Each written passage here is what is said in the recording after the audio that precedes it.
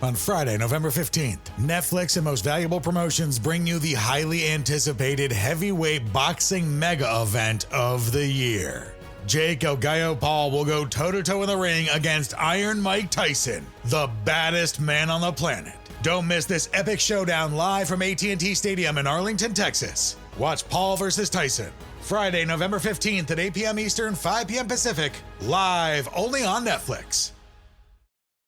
I've got a lot of grandbabies, like a lot. And when it comes to finding a gift for each of them, it could add up. But this year, while I was making my way through Walmart, I realized I don't have to spend a lot to get the gifts they'll love. An OPI mini mani set. I'm gonna do so much nail art. Oh, yeah! A Lego set. Might own a Walla water bottle. Ooh, and that's just half of them. Shop great gifts they're sure to love for $25 and under at Walmart. Then you start engaging people who really do see you as a person and who you are. Because, and then they will come to you, because that thing in your life, once you open a door or you become comfortable in yourself, you attract the people like that. And the ones who don't, well, then you keep walking, right? Hello again, I'm Emmeline Mondo, and this is Mondo Moments. Life is made up of millions of tiny moments. I believe one of our tasks as humans is to be present for as many of them as possible. When you reflect on the unforgettable events or incredible memories in your life, zoom in and there will be these little moments before or after the event that sit in your heart space. The moment that you knew things would never be the same again.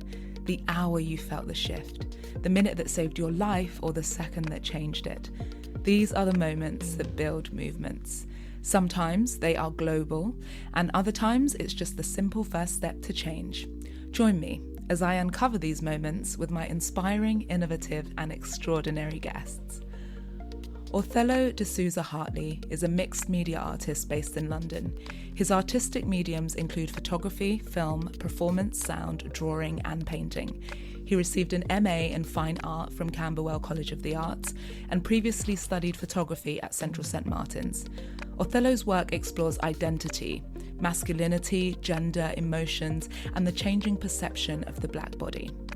I sat down to speak with Othello on a blustery Friday morning. He shared stories of home that made me understand him a little more, and his unique and curious way of being was ever present. The detail in his art is mirrored in his life. I hope you enjoy this as much as I did.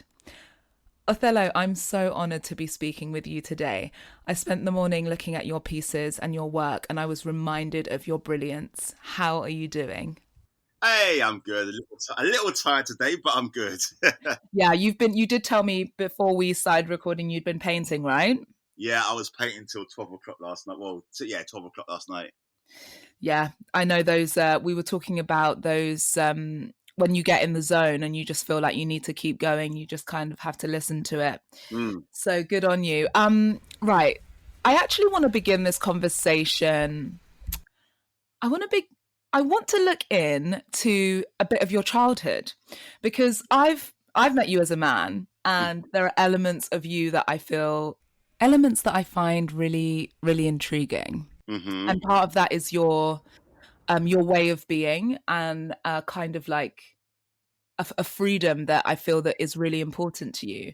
But before we get to today and everything that you've created, can you tell me a little bit about growing up? Because I think, were you born in London? Were you born in the UK? Yeah, I was born in London. I was born in Islington.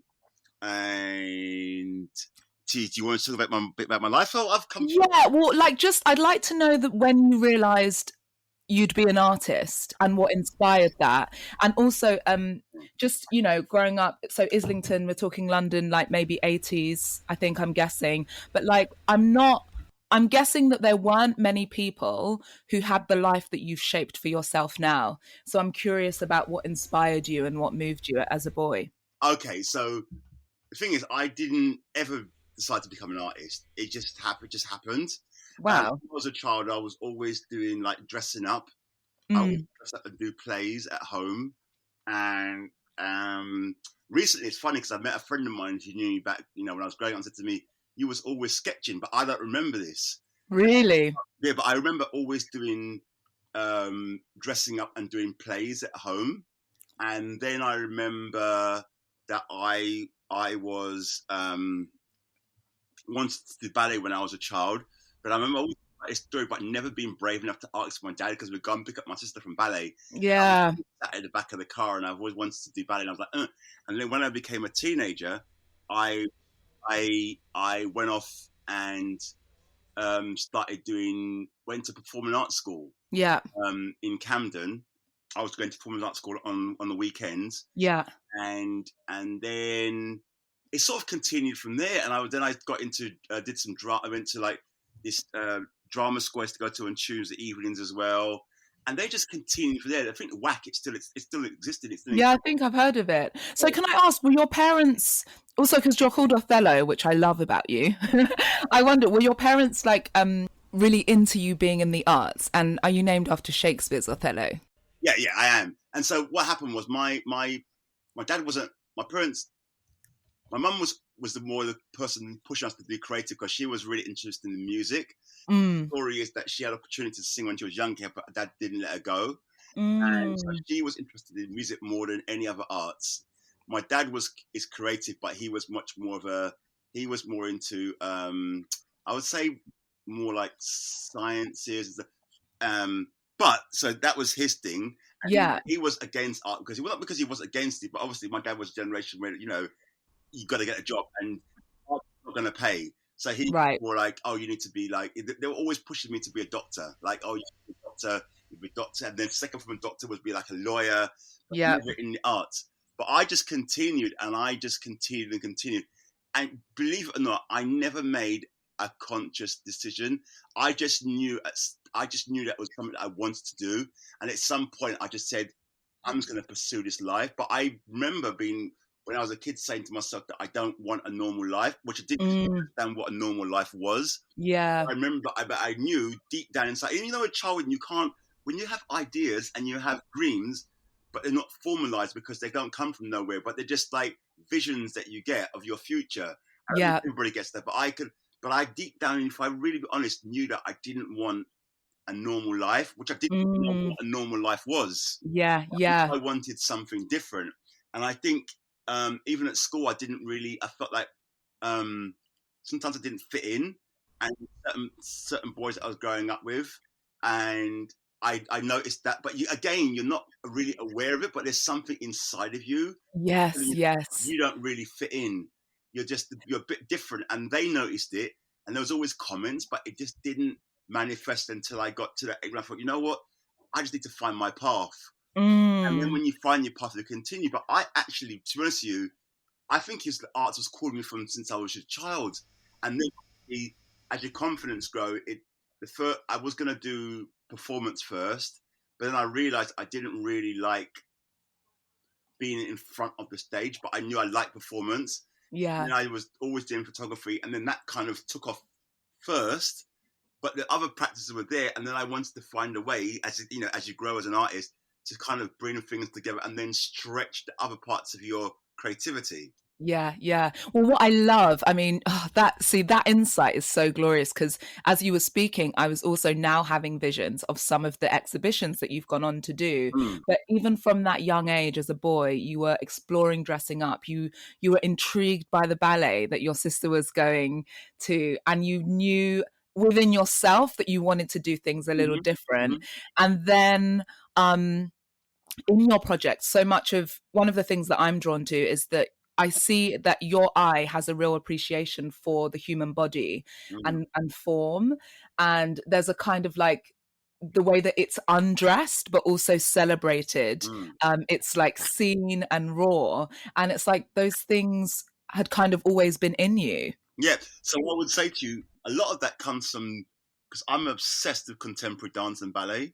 I go to a lot of performance and I just love how the body moves. Yeah. There's one key thing I will say in all of this is that having a dad, even though he wasn't, this is going back a little bit because this will put things together. Having a mum that was always taking me to different things, and showing me different things and keeping me open. And we always used to go for like drives and they showed me different areas. Yeah. And Dad would we used to do this thing called Sunday drives. So we just go around different areas. And Oh, yeah, and then having my mum and my dad, and having a father who kind of like, he was really quite ambitious as a person, like he would, but having that kind of stability in my life yeah. with the parents, even though outside might have been a bit different to that, that was kind of a good starting base for my life. And then having parents who had all different cross sections of people coming into the home. I've always said this, and this is really important, that we had like my Irish auntie, then another person, this Indian lady, then a Spanish. So when you grow up with a cross section of people, it makes you a different person. Yeah, totally. Not just people within our community, but outside of that community, outside of your culture. And I think that really gives you a good grounding. Yeah. And then obviously you said that I came from, I've always been observant and I've always been a daydreamer. I used to spend hours when I was a kid just daydreaming in my bedroom. Yeah, I'm a yeah. daydreamer. I'd be at school and I'd be daydreaming. I'm just a dreamer. I dream and I visually dream things in my head. Yeah. I even visually dream stories in my head when I was a kid. It's so, yeah, I love hearing this because I feel this in you as a man, because the grounding, again, as you say, with your mum and dad, like sometimes in East London, like there was a narrative kind of more through the 90s, I think, but like where artists had to be these like disheveled hot messes, like on drugs and like not knowing where they were going and stuff. All the stereotypes, obviously not all artists are like that. But when, like with you, what I saw in as an artist was that you can be curious, playful, different, and be grounded.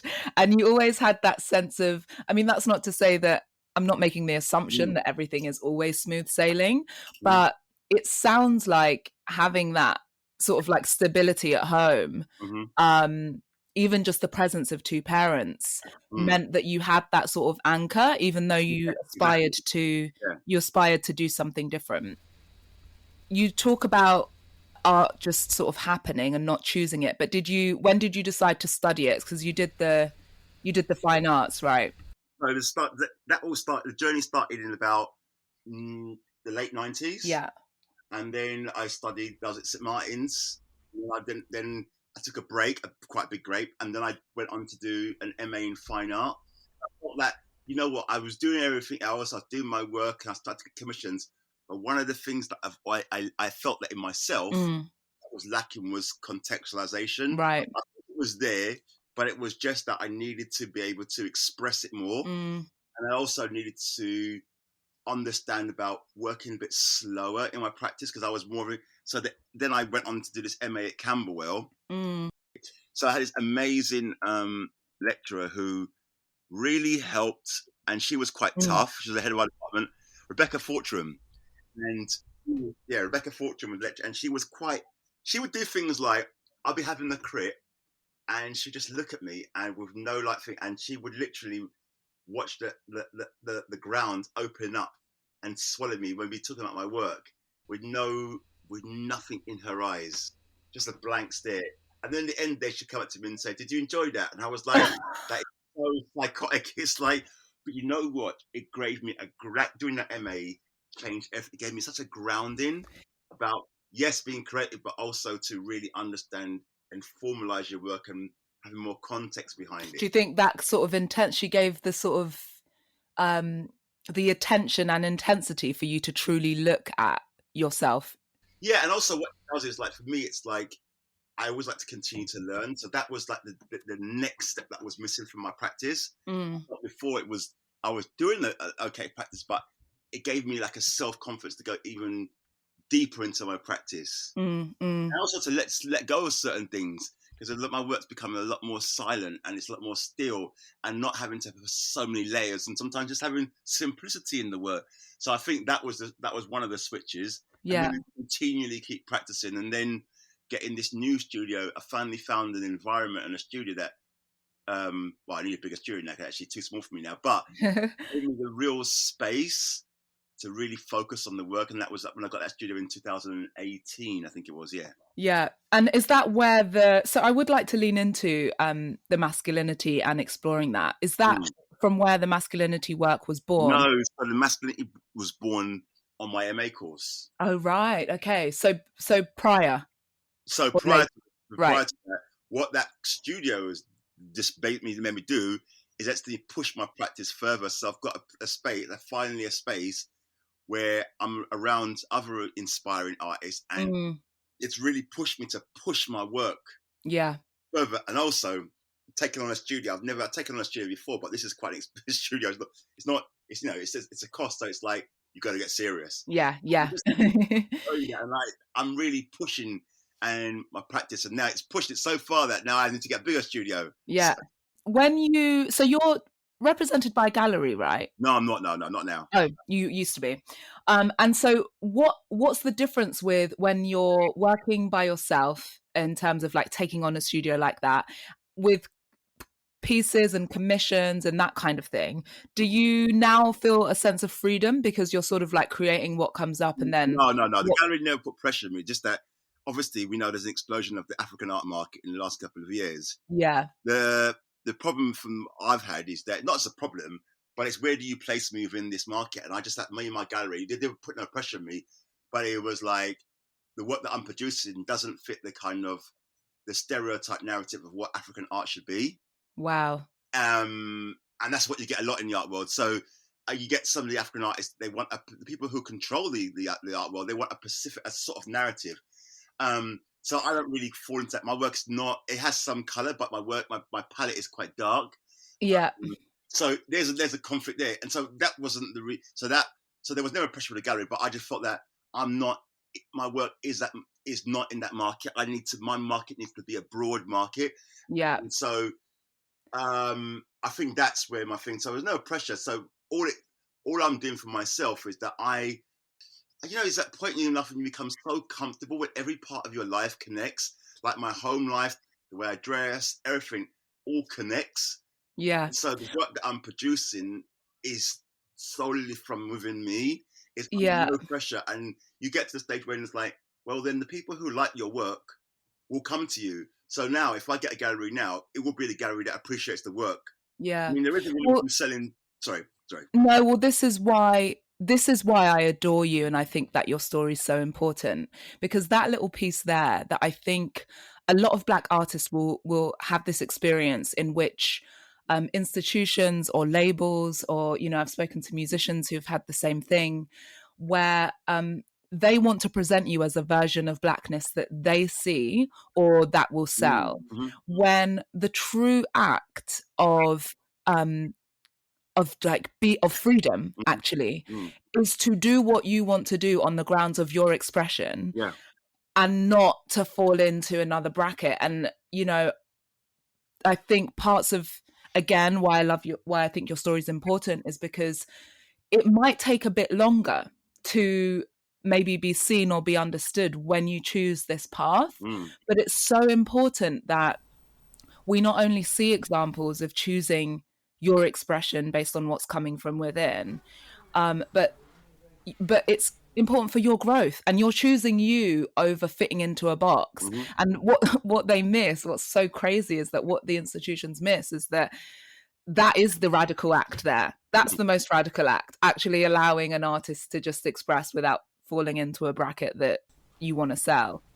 And I never fit in the box. I've always had people challenge me, like, from both sides. People always question me, like, "Oh, we won't get into it," but people always question you, like, whether you're the person who you are in certain respects.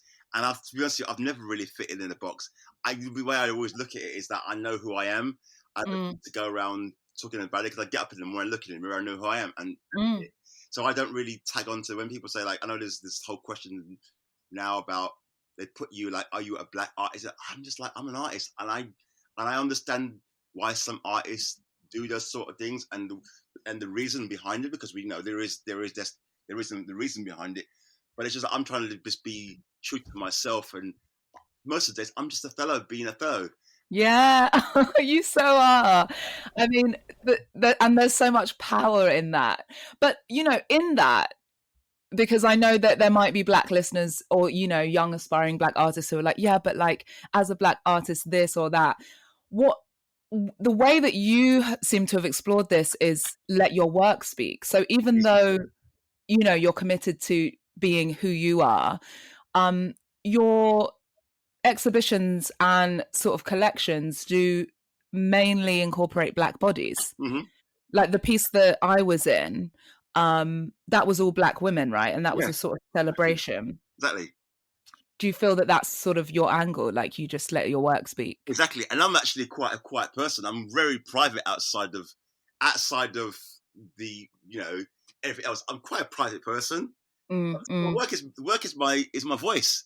Yeah. So I don't need to my work. This is what I give. This is my language.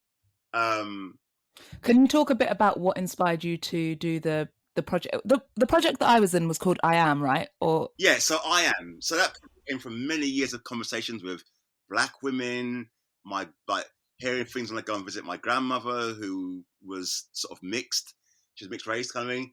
And there's this whole thing about the colorization in the Black community. And I'm not really actually talking about the white community. I'm talking about the Black community, colorization in the Black community, and also the perceptions of Black women as not being attractive.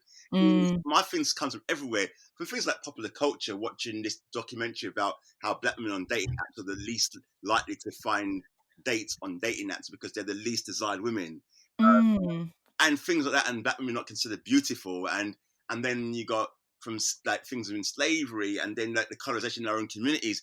It's all these things, and I've been hearing about Black men for years, and it's like conversations with Black females, my friends. Yeah. But you know what? I need to do a project. I was doing a masculinity project. I thought I need to do a project that speaks to one, how I see Black women, but also highlight the strength and the power that the Black women that I know. Yeah. And to be honest with you, a lot of who I am has been shaped by Black women. My Black female friends have really shaped me in a way that to understand myself, to be honest, how to look after myself. Yeah. And through my Black female friends. Yeah. Even understanding my own health. If I tell you that it's come through my Black female friends, it's true. They get me to look at certain things of myself, and understanding me is being shaped by a lot of Black women. And I just had so many powerful Black women. I thought, you know what, I need to do a project about Black women. Yeah. And also, it's the naturalness and the beauty and celebration of Black women. And that's what our project was about. It was stunning, and it was really beautiful to be a part of it. And I'm going to make sure I share some of the images of it on my Instagram, but I'll direct you to Othello's page as well in the show notes. But as a Black woman, like I've been photographed a lot and worked in different studios, and when this project came about, I immediately trusted Othello's request and vision, because I just knew that it would be respectful and meaningful. It was nude. And so I was like, but he was like, I'm going to ensure that you feel comfortable and, fully respected, and it will be a great shoot. And there were just little bits of detail on that set. I had a female assistant, like whenever I felt uncomfortable, I could say, and, obviously this is my friend, so I knew I'd be comfortable, but just watching the attention and the real passion for what Othello was doing with that piece was really moving. And I think it really had an effect, because it made quite a few headlines and had a lot of features. And I think, I speak for myself, but I think the women who have taken part in it as well felt empowered too. Yeah, so. And the great thing is that I didn't even know. I only know out of all, I think a couple of you I knew, but some of the women are just women who came forward who had never been nude before. Oh, really? Yeah, there's a couple of women there who's never been nude before, but heard about the project but wanted to get involved. Yeah. Nice.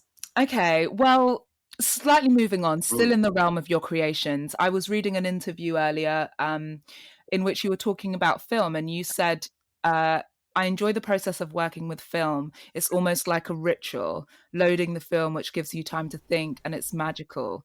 Then going into the lab and that unsettling feeling, hoping everything has come out how I envisaged it.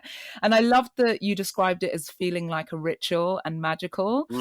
I've just again caught a clip of one of your recent films. So how has film been moving you recently? And that was talking about photography film, because that was talking about how you load old fashioned and you load everything. And so I'm really quite into this, how it all connects to my life is like I'm really into people like craft things.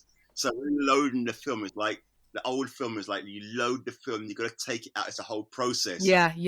It's something that I'm really interested in. I think during the lockdown, I became more interested. Like now, like I've got a tailor who makes stuff for me. Like I'm having a pair of sunglasses, mate, and I found my friend's dad, who's almost like retired age, like almost retiring, and he makes the glasses by hand.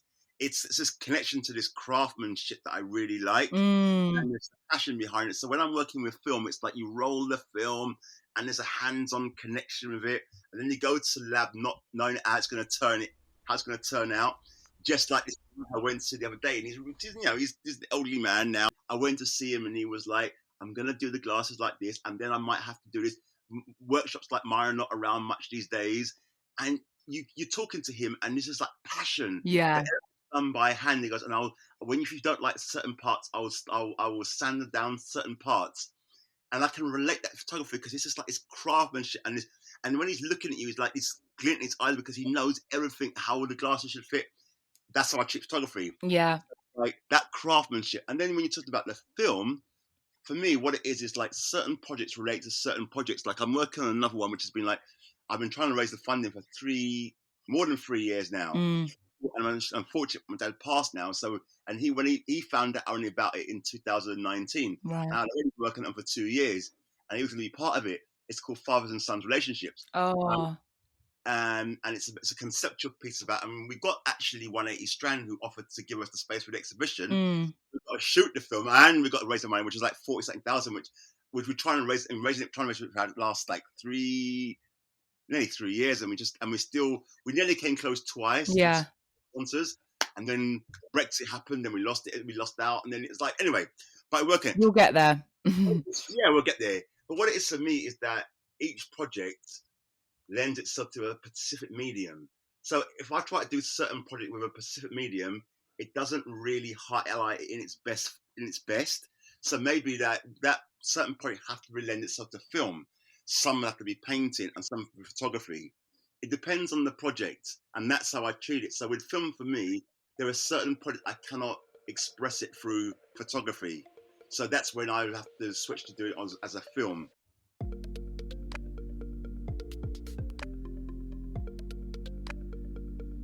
So I guess both of them in their own right have elements of ritual to it, and they inform the process. I also really love what you're saying about being attracted to craftsmanship and that connection to it, as in you enjoy it in your practice, and then you're being it in your world, as in like it reaches out to everything that you do and are.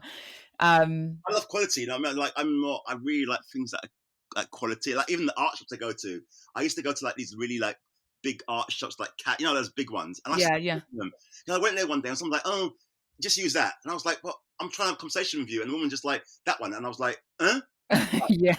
But now I started going to like this. About 2 years ago, I started going to the one near I live. It's like a family-run business. Yeah. And I go there, and like even like a few weeks ago, he was like, "We were thinking about you, Othello." And 2 canvases arrived, and they've been torn, but they're the size that you use. And the manufacturer said, "Just chuck them away, and we'll replace the 2 that got damaged in transit." And he said, "Well, Othello, we thought of you, we kept it for you, and let us know if you want to use them and see if you can do something with it, then do it." And I said, "Yeah, I'll take it." And it's really like it's a family-run business. I think the son and the daughter runs it now, and the parents are sort of semi-retired. And you go in there, and it's like a conversation. We're talking about the materials, and there's another shop by British Museum, small shop, and you go there and you have a conversation, and I love that. Do you know what I mean? It's like, yeah, I hear you. But you can have talks about things like pigments and the right color, and you can describe the work. Well, maybe you need this, and it's like, I love those conversations. Just like the guy who's doing the glass, you have a conversation, and when people are passionate about what they do, I love that. So if you're selling me, and it's exactly like my framers who do my frame for my photography. I met them, and the guy was just talking about the grains of woods, and I was like, "Man, you've got me already." Yeah. You've got me. Yeah. It's so true. Like life is so much fuller when you can pay attention to like the intimacy of it, and quality as well is just experiencing attention. People who are paying attention, and there's so much to there's so many beautiful moments to be had. Like just the thought that like in that shop they could say, oh, we thought of you before we threw those out. It just like, Yeah. That's the kind of, I feel like there'll be a lot of that, a lot of people looking for that kind of connection post pandemic, because I think the slowing down makes you realize what it is that you want. Yeah. And I think I've always been there because like, even my printer Roy, that's printer called Bayer, right? And he prints when he goes into the print, because a lot of my work, exhibition work, is hand printing. When I kind of I do a lot of hand, I go for hand. Even when I shoot digital, I transfer it to a negative to hand print it. Oh right. When Roy goes into the back dark, because if I can't afford to do it as a film project, I'll do it digital, then transfer it to negative afterwards. Yeah, okay. Hand printed. And Roy, when he goes in there, he will keep on doing prints until he gets it right. It's like, really? a bit of red in there. No, if you're not happy, give me a few minutes. And this guy will keep on going until he gets it spot on. And then you see that smirk on his face when he's got your print right. And you're like, you got it, Roy. And he's like, yeah. I knew you wanted that. I thought a bit more there, a bit more like this. And he's virtually just working it out. But it's like that kind of attention and detail and that passion. Yeah. Yeah. Do you think your dad had that as well? That sort of like... My dad was dapper. My dad, if you see pictures of my dad, he was like, when he was working, always had tailor-made suits. Oh, amazing. Yeah. Amazing. I love it. He always had tailor-made suits. His car was always clean. Yeah. My dad was like very Pacific, when he retired, he let go for a little while, but but then he was sort of coming back to it. And then but he was like, when he was working, had to have his suits tailored made because he wanted his trousers to fit right. And he was like, very Pacific. Love that.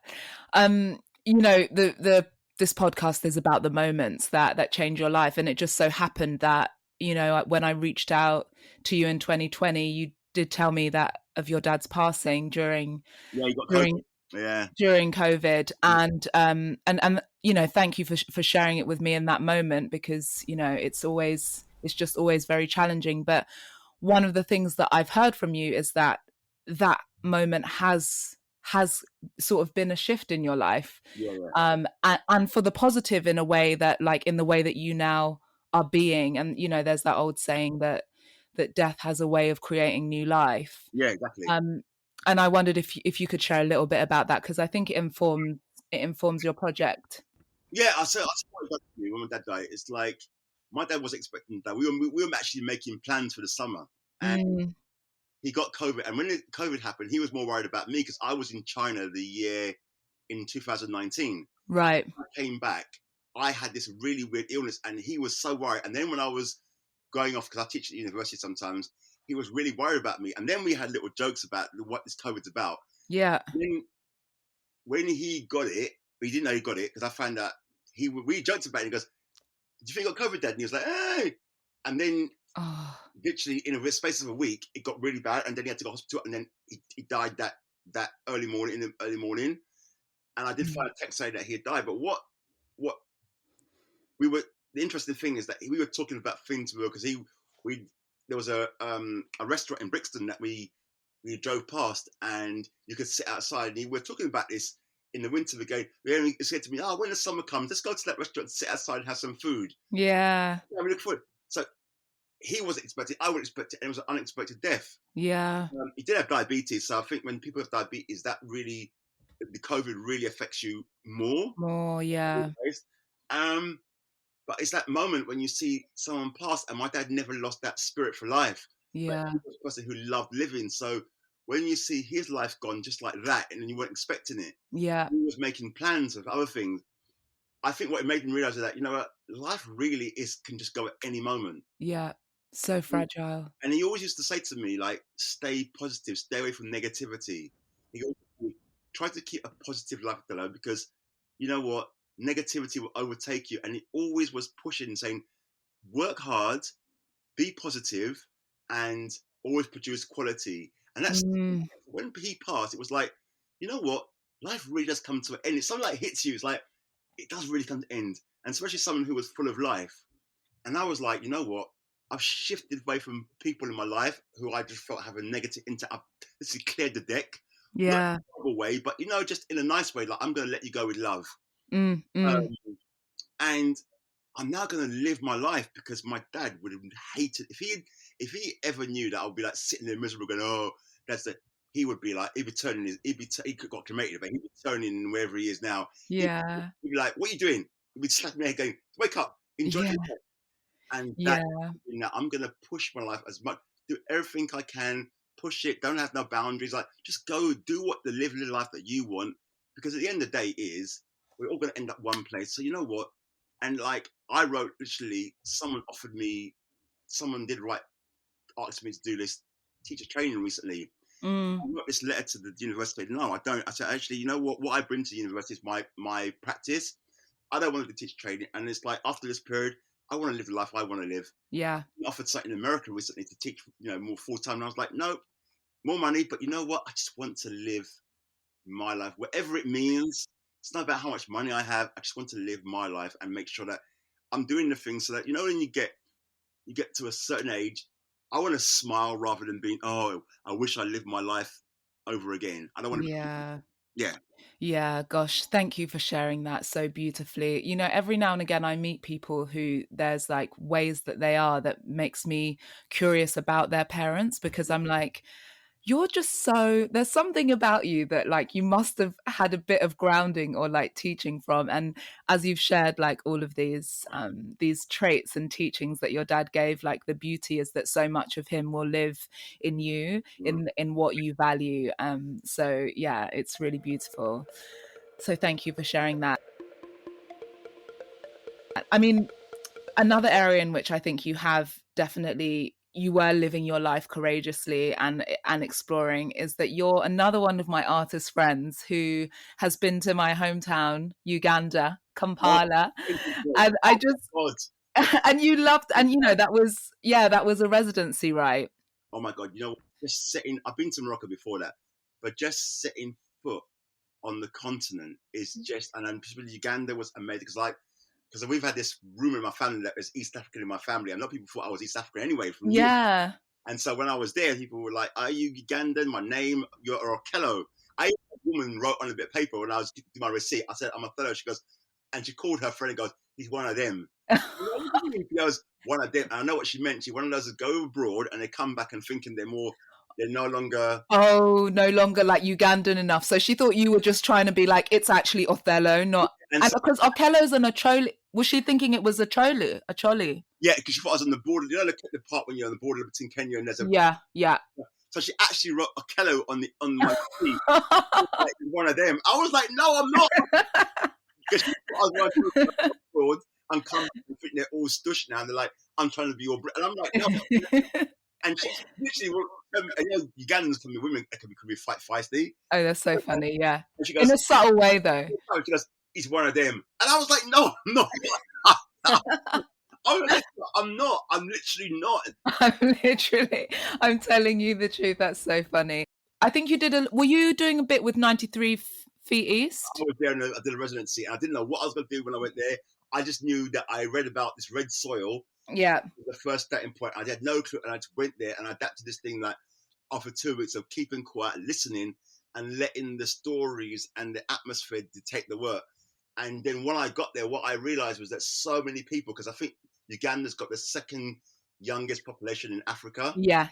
And everybody was just saying, I don't want to live in Europe. I want to live in Uganda, but we need infrastructure. Yeah. They were saying, I was like, the narrative that you get in the West is like, oh, every African wants to live in the UK. They were like, no. They were in Europe, and when they said they were leaving, sister was like, but you got a visa to stay, and she was like, no, I'm going back to Uganda. Yeah. And all I got was, I want to stay in Uganda, and they weren't talking about Uganda. They're actually talking about Africa as a whole, as well as Uganda. It was interesting, and all they kept saying is, all we want is infrastructure, so we can do our work wherever we are, even what we can send. Like one guy in Uber was like, he does like computer stuff because I can get so much contracts around the world if I had fast internet. Yeah. Talking about infrastructure. So many people who they were just so fed up with the Western narrative of Uganda and Africa. They were just telling me all the time, and I thought, you know what? That's what my project's about, and that's why I had everybody. I wanted to use local local tailors. I even got with the guy who was trying to do contemporary the bark cloth, but making it into contemporary colours, which I used in the background. Yeah. Things, but it was all about the local people and working. It was like a collaboration with them. Yeah.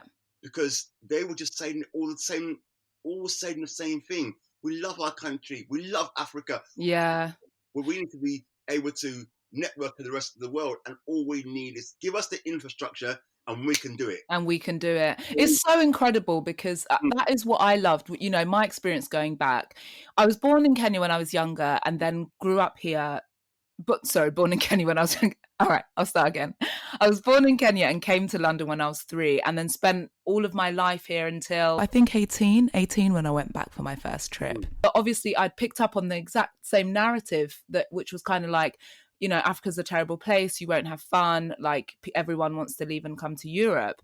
But when I started going back, what I realized was, like, first of all, a beautiful creative like community, which was like thriving with what they had, and also this very cool sense of young people who were like, nah, like they could be in Canada, they could be in America. They were like, no, like we want to be here. And I love the way that Ugandan artists support Ugandan artists. They're not looking to America. You know, like I think in West Africa, a lot of young people listen to American music.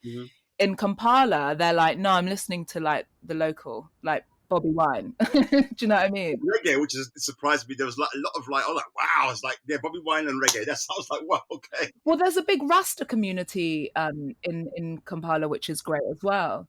I had this guy who come, some guys, you got to meet him, and he walked to my studio with a Jamaican accent going, yeah, man. I was like, what? Yeah. And I was like, what, did you come from England? He's like, no, man, I come straight from Yard. I was like, whoa. So straight from, I don't know what the connection is between, I don't think you need a visa if you're Jamaican, and like straight from Jamaica straight to Uganda. And I was like, whoa. It's like, yeah, I love Uganda. I actually keep thinking about, should I get part of me feels like, should I get a plot of land somewhere and build a studio? Because there's a place that a lot of creatives are moving to. Yeah. In Kampala. I think you should / we should, as in like, I think the global community, particularly people like yourself who have experienced it.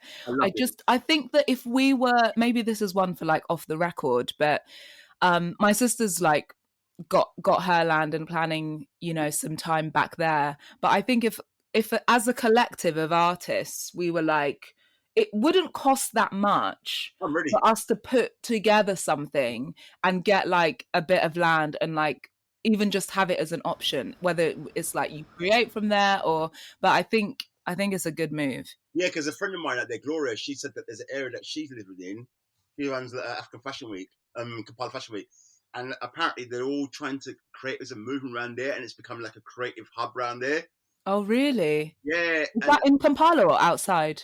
Just past Kampala, as you're going past the hotel that I was staying in, and they keep going down, and on the way to Gather Beach, but it's on the left-hand side. It's the area. I'll tell you the name. I've got the name of it. Oh, please. What? So have they all set up, like, are they making a community then? Well, it's a bit more expensive than normal part of Kampala, but they're all like creators are moving there, like designers and da-da-da-da, and they're trying to make it into something. Oh, the other option is to go to Ginger, but this part where they said that it's Kalukulu, was it? I was like, I mean, is it Kalukulu? I'll say your name anyway. Send me the name. Yeah, no, that's great. I mean, these are the moves. Like, I think that the other thing, you know, that some people might not know, the flip side of it is like the way you live and eat is, I don't know if you felt this, but you kind of, when you spend a bit of time there, you suddenly feel a bit lighter, and it's like, oh, wasn't expecting that. And then after a few weeks, it's like, oh, what is that lightness? And I guess the lightness is kind of like when you're in a place where you're not even thinking about all the things that come up in the Western world that sometimes are there that you don't even realize that you're cautious of. And it's just it's a different kind of freedom. And I believe that I also like eat a lot, eating from the garden, and like I just eat very well there because it's, you know, it's all so cheap. I mean, I try to eat well everywhere, but our garden has so many I love the food out there. It's like food and the people, and you, like you said, don't have to question yourself. and then people recognize you because when I was in the other part of Kampala, not the the main part. I come out of my hotel and the guy was like, "You must be a fashion designer or something." And I was like, "How do you know?" Like, it wasn't like the questions you get in England. It was like different. And I was like, "How can you say that?" And he was like, "I can tell you the way you look dressed. He's like, you must be a fashion designer or an artist, something." Or like artist, yeah. I was like, "Wow, it's like this is interesting." He goes, and it was just like those conversations, and it was just like, so you kind of like when you're there, it's like they already know what you are because they say, "Oh, they can tell what you like." I had a great conversation, and it was just like, the people, and of all the other shortcomings and stuff, but I was treated like people would just reach out to me a lot, and no one asked anything. They reached, and I've got so many people that I still keep in contact, call me regularly. Yeah. I support this youth group out there because they're doing this youth charity, and I support them. Yeah. But I just met the most beautiful people who just like so beautiful and so well, and went overboard. Yeah. So I was, make sure I was okay and stuff. Oh, they're so good at hospitality. Like, it's really, the way that like a Ugandan will show you, like, especially once they've decided that they like you and you're in the family, like a Ugandan will for years and years have your back. Like, it's I never saw any marriage proposals in my life. That's another thing. It's so funny. I never had. Literally, I was like, what? I was like, wow. It's so funny. Oh, so funny. I love it. I love that connect that we've got there. It really makes me smile. Yeah. And I will add, it wasn't because I was a Westerner. It was just like, there's lots of women out there looking for husbands. I was just like, coming up all the time. Oh my God, they're so ready to like marry and couple. It's quite intense. It was like, if you say you're single, it's like, you're single? Why? Why? Are you married? No. And obviously, I wasn't single, but I wasn't married. And like, they only ask you the question, ask you, are you married? I was like, no. Oh, no wife? No. Okay. Jump. Why did you say no wife? That's it. Oh, so funny.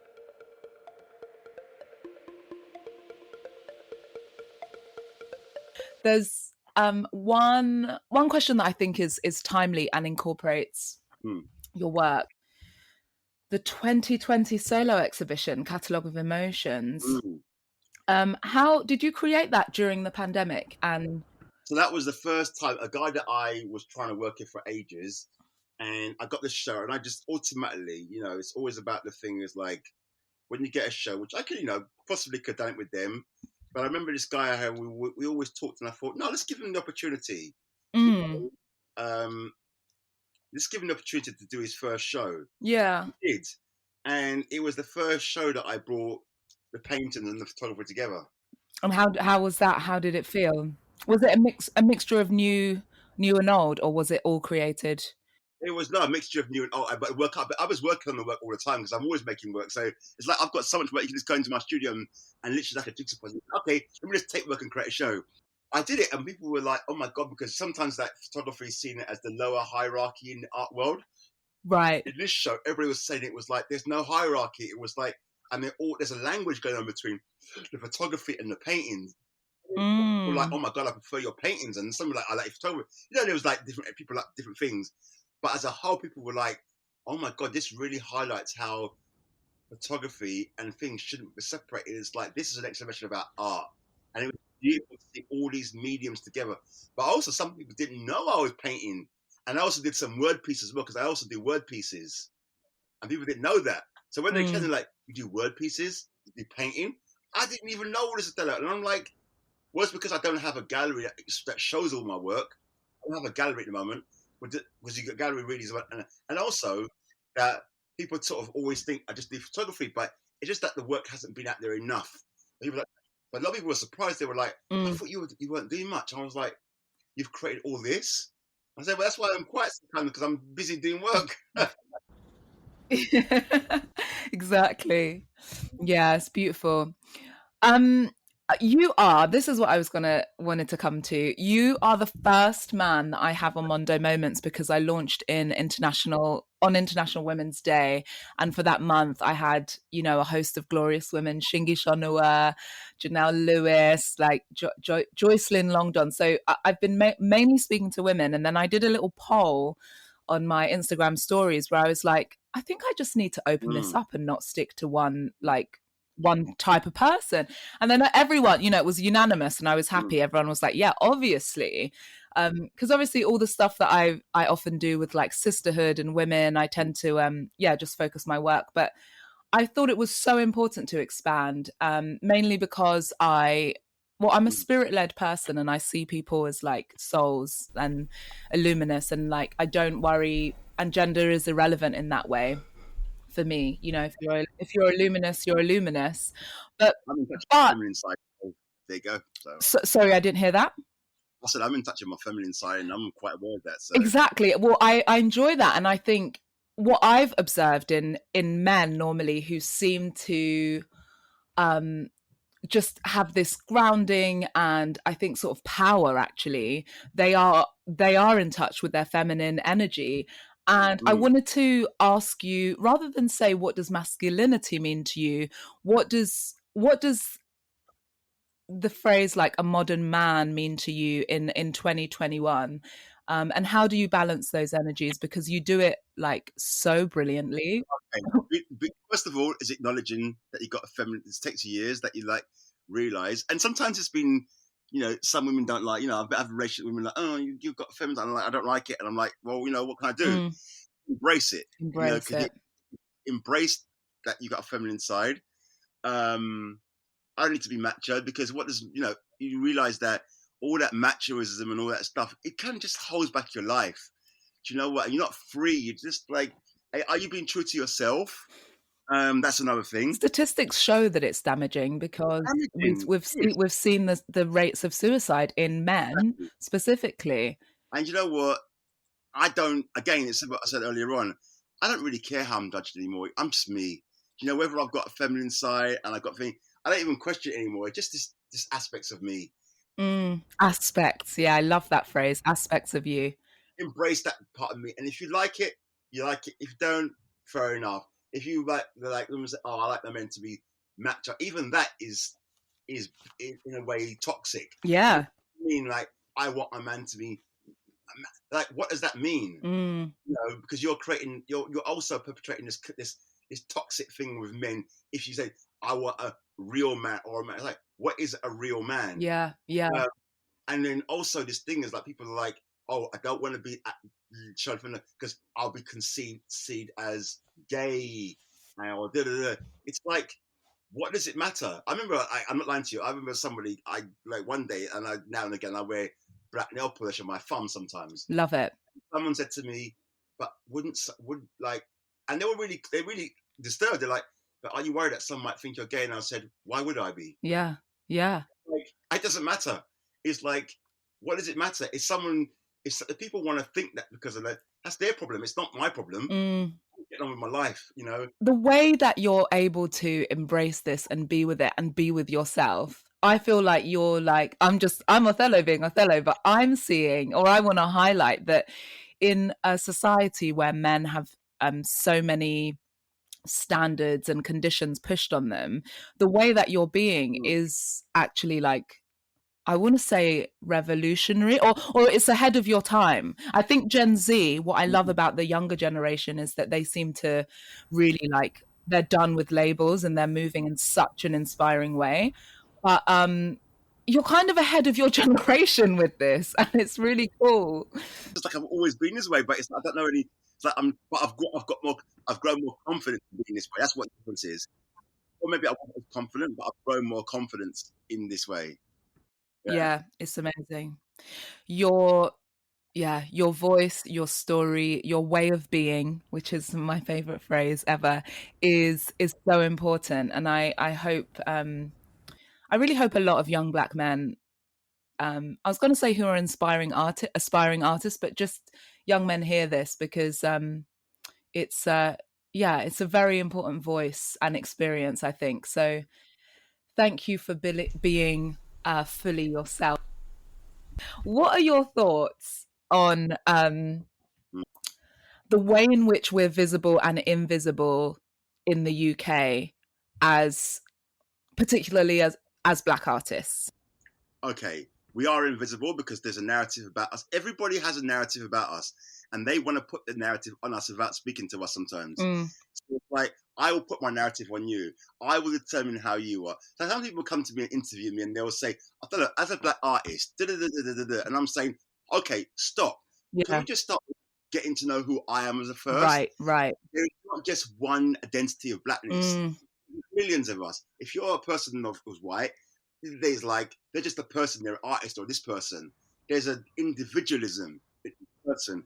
When it's Black, it's like you're covered. There's this Blackness. Right. So, yes, we all share different skin tones. Where you grew up, who your parents are, what country you come from, even where you come from in that country, even if you grew up in London, whether you grew up in South London or North London, your life. Even if you grew up in the same borough and you grew up on one side of the borough to the other, determines who you are. This lack of respect for our individualism, that's what bothers me. So that's it. That's what I find. I say that we need to be able to stand our ground now and not put up with it. So if everyone comes to interview me and they're like, oh, they start off with the black. I'm like, okay, can we stop here? Yeah. Interview me, come with better questions, and then I might accept the interview. An example that will summarize this. A couple of years ago, more than a few years ago, I was going through Covent Garden, and a woman ran up to me who was doing this, the fundraising thing. She goes, "Oh, I love African Americans. I loved it." And she was like African American Indian. I love African Americans. I've got some African American friends. I looked at her and I waited for her to finish, and I said to her, "Before I leave you, I've got my hand. My name's Othello," and I walked off. Oh, you know what she did? God. Yeah. Ran up to me and she started crying. Oh, God. I said, she goes, "I am so sorry." And I said, because that statement, what I did, I didn't want to question about it. Like, you can do the whole. You went, "Here is my name." I didn't want to do that because I'm very much this minimalist thing. I'm going to give you the opportunity. I allow people to use their brain. I'm very much like that. Even my work, I allow you to come with your own. I allow you to think about the work. Yeah. One statement to her was, before I let her finish, didn't interrupt her. She's going about her African American friends, and she got. I just put my hand out, and I said, and she put her hand out, and I said, "Before I leave you, my name's Othello," and I walked off. And so powerful. That woman, she ran after me, and she started crying and go, "I am so sorry. I'm so sorry." It just hit her. Yeah. Because she didn't. Yeah. She wasn't even seeing you. She was seeing this whole generalization like thing and then placing you in it without even taking the time to say, exactly, "What's your name?" So when I do these interviews now, I'm like, if you're going to come with that, so we have to we won't change people, but when we start demanding what we want, of respect what we want, and to understand, then we'll create a change. But if I don't believe in this begging, like, "Oh, please see us," I'm just not going to engage with you if you come with me that. Yeah. When you change it, and I'm not going to be begging like, "Oh, the white world needs to accept me." I don't want to be accepted. I don't need to be accepted. You don't need to be. I'm happy who I am. But what I am good. But if you engage with me, we're going to meet in equals. I'm not your person. "Oh, you gave me opportunity because I know I'm working hard. So this is not you give me to give me a show or something, but I'm doing the work. So I have the skills and the talent that Yeah. Not like, "Oh, it's like, please, you gave me the best." No, that's one. Yeah. We meet on equal terms. But if you're going to meet me, you're going to meet me as Othello, and I'm that. But if you can't meet me as Othello and start coming to me with your perceptions of what Black people are, you put that on me. You can keep it because I'm not going to engage with you. And I would say to you, come back to me when you are ready to engage with Othello. And I don't mind talking about that. You said things that we're going through as a community.